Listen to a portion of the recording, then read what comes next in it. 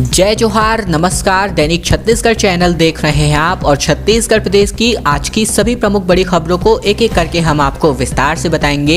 इससे पहले अगर आप छत्तीसगढ़ प्रदेश के हैं, छत्तीसगढ़ समाचार ठीक इसी प्रकार रोजाना देखना चाहते हैं तो नीचे लाल कलर का सब्सक्राइब बटन दिया है, जिसे दबाकर इस चैनल को आपको सब्सक्राइब करना है। सबसे पहली बड़ी खबर है, मुख्यमंत्री भूपेश बघेल आज के दिन पशुपालक ग्रामीणों स्व सहायता समूहों को जारी करेंगे 3 करोड़ 93 लाख रुपए। गौठान मैप ऐप का भी होगा आज के दिन लोकार्पण। दरअसल मुख्यमंत्री भूपेश बघेल आज के दिन 12 बजे अपने निवास कार्यालय में आयोजित गोधन न्याय योजना के राशि अंतरण कार्यक्रम में पशुपालक ग्रामीणों, गौठानों से जुड़ी महिला स्व सहायता समूहों और गौठान समितियों को 3 करोड़ 93 लाख रुपए की राशि ऑनलाइन जारी करेंगे, जिसमें 1 से लेकर 15 दिसंबर तक राज्य के गौठानों में पशुपालक ग्रामीणों, किसानों, भूमिहीनों से गोधन न्याय योजना के तहत क्रय किए गए गोबर के एवज में 2 करोड़ 63 लाख रुपए का भुगतान तथा गौठान समितियों को 79 लाख तो वहीं महिला समूहों को 51 लाख रुपए का लाभांश राशि शामिल है। इसके अलावा इस अवसर पर मुख्यमंत्री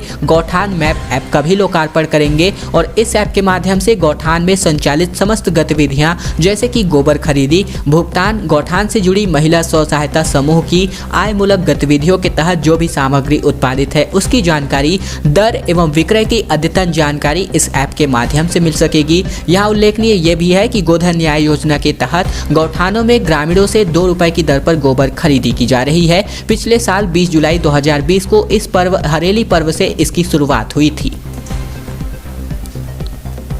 छत्तीसगढ़ में सीजन की पहली शीतलहर रिकॉर्ड हो चुकी है। सरगुजा संभाग और पेंड्रा में रात का तापमान अचानक से नीचे गिरा है। कोरिया में 4 डिग्री तक पारा लुढ़क गया है, जो कि बहुत बड़ी जहां संख्या है। दरअसल बता दें, छत्तीसगढ़ में उत्तर से आ रही ठंडी और सूखी हवा का असर महसूस होने लगा है। रात को प्रदेश के पश्चिम उत्तर क्षेत्रों में मौसम की पहली शीतलहर दर्ज हुई है। सरगुजा संभाग के जिलों में पेंड्रा रोड में तापमान अचानक काफी नीचे गिर गया, तो वहीं कोरिया में भी न्यूनतम तापमान में 4 डिग्री सेल्सियस रिकॉर्ड दर्ज हुआ है गिरावट। दरअसल यह मौसम का सबसे कम तापमान है इस बारी की अगर मैं बात करूं तो। दरअसल मौसम विभाग के मुताबिक शनिवार रात को कोरिया कृषि विज्ञान केंद्र में न्यूनतम तापमान 4.2 डिग्री सेल्सियस रिकॉर्ड किया गया, तो वहीं पेंड्रा रोड पे यह 6 डिग्री सेल्सियस रहा। पेंड्रा का न्यूनतम तापमान एक दिन पहले के तापमान से 6.5 डिग्री और वहां के सामान्य तापमान से 5 डिग्री कम है। अंबिकापुर में भी न्यूनतम तापमान 6 डिग्री सेल्सियस रहा। यहाँ एक दिन पहले के तापमान से 4.5 डिग्री सेल्सियस कम है। रायपुर मौसम विज्ञान केंद्र के वैज्ञानिक HP चंद्रा के मुताबिक किसी भी स्थान में न्यूनतम तापमान अगर 10 डिग्री सेल्सियस से नीचे पहुंच जाए और एक दिन पहले के न्यूनतम तापमान में लगभग 4.5 डिग्री सेल्सियस से अधिक की गिरावट हो तो इस स्थिति को शीतलहर की स्थिति बनना कहते हैं। अंबिकापुर, कोरिया, पेंड्रा रोड की स्थिति में शीतलहर बननी शुरू हो गई है। इसके अलावा अमरकंटक में भी एकदम से रात ठंडी हो गई है। रायपुर में फिलहाल बात करें तो अभी तापमान सामान्य से अधिक बताया जा रहा है। दुर्ग सबसे अधिक गिरावट हुई है दुर्ग जिले में, तो वही दंतेवाड़ा सबसे ठंडा रहा है। अभी 2 दिनों में ठंड और भी ज्यादा बढ़ने वाली है। यूएई से लौटा दंपत्ति कोरोना पॉजिटिव पाया गया है। 2 दिन में अलग अलग देशों से वापस आए 19 यात्री। स्वास्थ्य विभाग की निगरानी में 193 लोग अब आ चुके हैं। कोरोना के नए वेरिएंट ओमिक्रॉन के खतरे के बीच बिलासपुर में विदेश से लौटा दंपत्ति कोरोना पॉजिटिव पाया गया है। यह पिछले दिनों यूएई यानी कि संयुक्त अरब अमीरात से वापस आया है। इधर 2 दिनों के भीतर America, Japan, France, Bangladesh, Sweden, संयुक्त अरब अमीरात यानी कि यूएई और जर्मनी से 19 लोग बिलासपुर पहुंचे हैं। इस प्रकार जिलों में विदेशों से आने वालों की संख्या बढ़कर 193 पर हो गई है। ये सभी 193 लोग स्वास्थ्य विभाग की निगरानी में हैं। सभी को होम क्वारंटीन में रहने की सलाह दी गई है। कोरोना वायरस के नए वेरिएंट ओमिक्रॉन को लेकर स्वास्थ्य विभाग सजग है और विदेशों से पहुंचने वाले लोगों पर लगातार निगरानी की जा रही है। ऐसे लोगों की पहचान कर उनका RT-PCR टेस्ट कराया जा रहा है। दरअसल कोरोना वायरस के नए वेरिएंट को लेकर केंद्र व राज्य सरकार ने भी अलर्ट जारी किया है। ओमिक्रॉन के दहशत के बीच विदेशों से आने वाले लोगों की संख्या लगातार बढ़ रही है।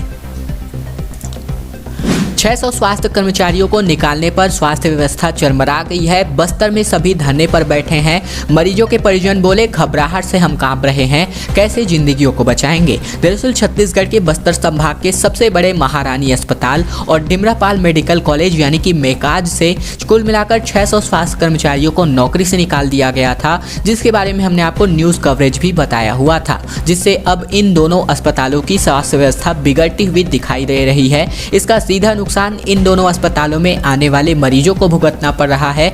बताया जा रहा है कि अस्पताल से निकाले गए लैब टेक्नीशियन, स्टाफ नर्स और वार्ड बॉय समेत अन्य स्वास्थ्य कर्मचारी लगभग सप्ताह भर से धरने पर बैठे हुए हैं। स्टाफ नर्स और वार्ड बॉय के अभाव में मरीजों और उनके परिजनों को काफी दिक्कत झेलनी पड़ रही है। इधर गांव से आए अपनी बच्ची का इलाज करवाने पहुंचे एक पिता ने कहा कि यहाँ हमें कुछ भी कोई भी बताने को तैयार नहीं है। हम घबराहट से कांप रहे हैं, तो जिंदगी कैसे बचाएंगे। जिंदगी में कभी न कभी आपने ये समस्या का जो है झेलना ही होगा, क्योंकि पेटीएम या फिर ई वॉलेट या फिर फ़ोन पे या फिर गूगल पे आप यूज़ करते ही होंगे, या फिर आपके भाई बहन रिश्तेदार यूज़ करते होंगे। तो आपके या फिर फ़ोन पे वॉलेट से अगर पैसे कट जाते हैं और पेमेंट नहीं हो पाता है, तो ऐसे में आप अपना टेंशन ना ले, क्योंकि ये जो पूरा पैसा है आपका ही होता है और ये आपको वापस दिलाने की जिम्मेदारी इन ऐप की होती है। ऐसे में आपको बता दें, डिजिटल पेमेंट की सुविधा ने हमारी ज़िंदगी को बेहद ही आसान बना दिया है। हमारे फोन में ही सब कुछ मौजूद है। किसी मॉल या फिर दुकान से सामान लेकर पेमेंट करना हो या फिर घर बैठे बिजली का बिल भरना हो, सब कुछ इन ऐप के माध्यम से हो जाता है। ऐसे में कई बार ऐसा होता है कि आपके पैसे कट जाते हैं और सामने वाले को ये पैसे रिसीव नहीं होते। इसके में आप कैसे करते हैं, तो अगर आपके अकाउंट से पैसे कट जाए तो ट्रांजैक्शन फेल हो जाए, तो इस स्थिति में आप शिकायत कर सकते हैं। पहले तो आपको शिकायत करने के लिए 24/7 हेल्प एंड सपोर्ट वाले ऑप्शन में जाना होगा, जो इन ऐप पर उपलब्ध किया जाता है। वहां कैटेगरी सेलेक्ट करके आप जो है अपनी शिकायत दर्ज कर सकते हैं। फिर भी समाधान नहीं होता तो बैंक की वेबसाइट पर जाकर आप अपना शिकायत दर्ज करा सकते हैं। देश भर में 21 ऑम्बुड्समैन ऑफिस में शिकायत दर्ज करा सकते हैं, या फिर अगर आप ऑफिस नहीं जाना चाहते हैं तो ऑनलाइन भी शिकायत दर्ज करा सकते हैं। इसके लिए लिंक भी दिया जाता है। कस्टमर केयर से भी आप इसकी शिकायत कर सकते हैं और इसका समाधान भी हो सकता है। मैंने पर्सनली इसका समाधान कस्टमर केयर से किया था, क्योंकि मेरा भी कई बार ऐसा पेमेंट रिसीव नहीं हो पाता। ऐसे में आप जो है सिर्फ वेरीफाइड जगहों से ही कस्टमर केयर के नंबर रिसीव कीजिए। ऑफिशियल वेबसाइट से ही नंबर आप जो है सर्च करें, फिर आप जो है उन पर कॉल करें, अन्यथा आप जो है ठगी का शिकार हो सकते हैं। तातापानी महोत्सव की तैयारियां शुरू हो चुकी हैं। कलेक्टर ने महोत्सव स्थल का निरीक्षण किया है। इसके वीडियो आप जो है देख रहे हैं। बता दें, जिले में मकर संक्रांति पर्व के मौके पर आयोजित किए जाने वाले तातापानी महोत्सव की तैयारियां शुरू कर दी गई हैं। जिला प्रशासन की टीम ने कलेक्टर के नेतृत्व में तातापानी स्थल का निरीक्षण किया और व्यवस्थाओं का जायजा लिया है। 3 दिनों तक चलने वाले इस महोत्सव को देखने राज्य भर के लोग यहाँ आते हैं। तातापानी महोत्सव अपनी भव्यता के लिए मशहूर है। यहाँ पर गर्म जल का प्राकृतिक स्रोत है। इसी को देखते हुए जिला प्रशासन द्वारा तातापानी महोत्सव के माध्यम से तातापानी को पर्यटन के क्षेत्र में बढ़ावा दिया जा रहा है। मकर संक्रांति पर्व के मौके पर 3 दिनों का यहाँ भव्य मेले का आयोजन किया जाता है। बलरामपुर जिले के तातापानी में इसको जो है आयोजित किया जाता है। 2300 में नहीं चल रहा परिवार, झीरम घाटी से दांडी यात्रा निकालकर सीएम बंगले के घेराव की है तैयारी। दरअसल बता दें, छत्तीसगढ़ के अंशकालीन स्कूल सफाई कर्मचारी अब जो है अंशकालीन स्कूल सफाई कर्मचारी कल्याण संघ के बैनर तले शनिवार से अनिश्चितकालीन हड़ताल का आह्वान करते हुए स्थानीय पीजी कॉलेज मैदान में सभा का आयोजन किया गया था। नियमितीकरण सहित मांगों को लेकर अंशकालीन स्कूल सफाई कर्मचारी रैली निकालकर पंचायत मंत्री के निवास जाने की तैयारी कर रहे थे, परंतु पुलिस प्रशासन ने उन्हें पीजी कॉलेज मैदान में ही रोक दिया। अंशकालीन सफाई कर्मचारियों के इस प्रदर्शन को लेकर भारी संख्या में पुलिस बल पीजी कॉलेज मैदान में मौजूद रहा। गौरतलब है कि छत्तीसगढ़ के समस्त शालाओं में वर्ष 2011 से 43,000 कर्मचारी स्कूल सफाई कर्मचारी के रूप में कार्य करते आ रहे हैं और इसके एवज में उन्हें महज 2,300 रुपए मानसिक मानदेय का भुगतान दिया जाता है। चूँकि वर्तमान समय में 2,300 रुपए में परिवार का भरण पोषण कर पाना असंभव है, इसीलिए कर्मचारियों की आर्थिक एवं मानसिक परेशानियां दिनों दिन बढ़ती जा रही हैं। ऐसे में मांगी पूरे नहीं होने पर स्कूल सफाई कर्मचारियों ने उग्र आंदोलन के रूप में बस्तर के झीरम घाटी से दांडी यात्रा करते हुए मुख्यमंत्री निवास का घेराव करने का निर्णय लिया है।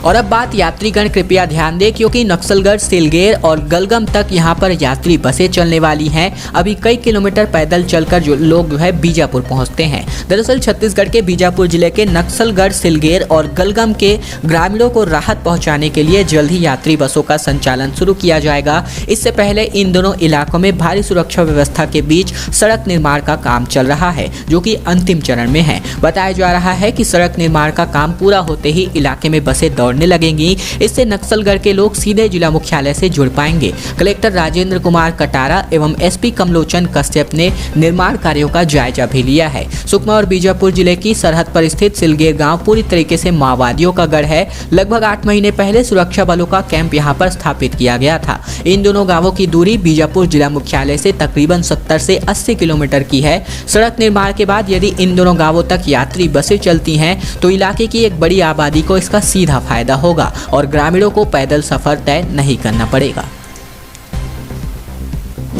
तीसरी लहर की आशंकाओं के बीच जिला अस्पताल में बनेगा ऑक्सीजन सपोर्ट वाला 80 बेड का नया कोविड केयर यूनिट। 19 नए वेंटिलेटर भी लगेंगे। दरअसल कोरोना की तीसरी लहर की आशंकाओं को देखते हुए जिला प्रशासन अलर्ट मोड पर है। जिला अस्पताल की सर्जिकल विंग में जिले का दूसरा सबसे बड़ा कोविड अस्पताल बनाने का निर्णय लिया गया है।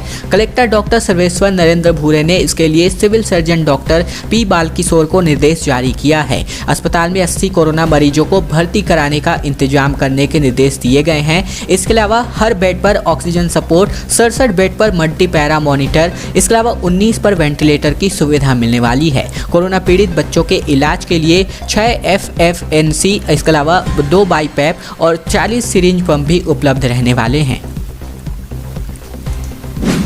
एक बड़ी खबर यहाँ पर ये, छत्तीसगढ़ में वोटिंग से पहले हंगामा, बीजेपी कार्यकर्ताओं ने किया है थाने का घेराव। पूर्व मंत्री बोले हमारे कार्यकर्ता को पुलिस ने उठाया, वो कहाँ है किसी को पता नहीं। दरअसल छत्तीसगढ़ में नगरीय निकाय चुनाव के वोटिंग के एक दिन पहले जमकर हंगामा हो गया। दुर्ग जिले में बीजेपी कार्यकर्ताओं ने थाने का घेराव कर दिया है। ऐसे में इस मामले में पूर्व मंत्री प्रेम प्रकाश पांडेय का कहना है कि खुर्सीपार क्षेत्र के वार्ड 48 खुर्सीपार जोन 3 से भाजपा प्रत्याशी जयशंकर चौधरी के पक्ष में प्रचार कर रहे जितेंद्र चौधरी को पुलिस ने उठा लिया है। अब वह कहां है किसी को पता नहीं, इसलिए हम खुर्सीपार थाने का घेराव कर रहे हैं। घेराव करने के लिए बड़ी संख्या में कार्यकर्ता पहुंचे जो सरकार और पुलिस के खिलाफ जमकर नारेबाजी कर रहे थे।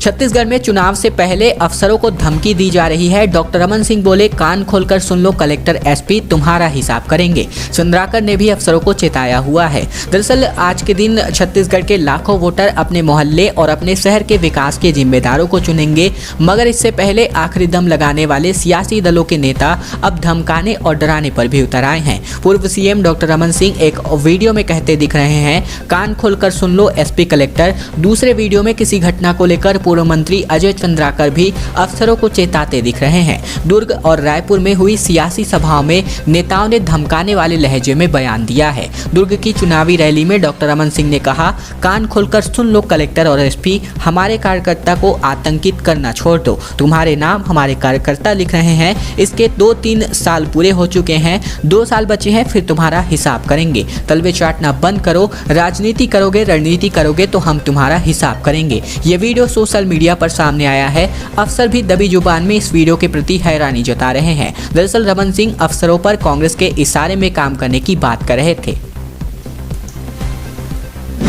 धमकी भरे बयानों पर पलटवार करते हुए कांग्रेस अध्यक्ष ने कहा डॉक्टर रमन सिंह अजय चंद्राकर की अभद्रता चुनाव का एग्जिट पोल है। मतदान से पहले ही भाजपा हार मान रही है। ये सभी बातें कही है भाजपा एमएफजे कांग्रेस के अध्यक्ष मोहन मरकाम ने। दरअसल मतदान से एक दिन पूर्व मुख्यमंत्री रमन सिंह और जो पूर्व मंत्री अजय चंद्राकर है, इनके बयानों के बाद राजनीतिक बयानबाजी तेज हो गई है। कांग्रेस के प्रदेश अध्यक्ष मोहन मरकाम ने कहा कि भाजपाइयों की अभद्र बोली भाषा और उनका आचरण बता रहा है कि भाजपा 15 नगरीय निकायों में क्षेत्रों में बुरी तरीके से चुनाव हार रही है। मरकाम ने आगे कहा कि रमन सिंह का कलेक्टर एसपी को सार्वजनिक मंच से धमकाना, अजय चंद्राकर का लोगों को जिंदा वापस नहीं जाने की चेतावनी देना, हाथ काट लेने की धमकी, महिलाओं का बुर्का उतरवा देने की अभद्र भाषा चुनाव परिणाम के पहले का एग्जिट पोल है, जिससे स्पष्ट है कि भाजपा मतदान से पहले हार मान चुकी है। भाजपा नेता जनता के मुद्दे पर बात करने का साहस नहीं जुटा पा रहे हैं। ये सभी बातें कांग्रेस अध्यक्ष मोहन मरकाम ने कही हैं। दोस्तों आज की खबरों का सिलसिला बस ही तक का था। वीडियो अगर आपको पसंद आए तो इस वीडियो के नीचे लाइक बटन है, जिसे दबाकर इस वीडियो को आपको बहुत ही छोटा सा लाइक कर देना है। नीचे लाल कलर का सब्सक्राइब बटन भी दिया है, जिसे दबाकर इस चैनल को आपको सब्सक्राइब करना है। साथ ही साथ घंटी को दबाकर ऑल नोटिफिकेशन को भी आपको सेलेक्ट करके रख लेना है, ताकि प्रतिदिन की महत्वपूर्ण खबरें, छत्तीसगढ़ समाचार बिना किसी रुकावट रोजाना आप तक पहुंच सके। तो चैनल को सब्सक्राइब करने का ये छोटा सा काम आप लोगों को जरूर से कर लेना है।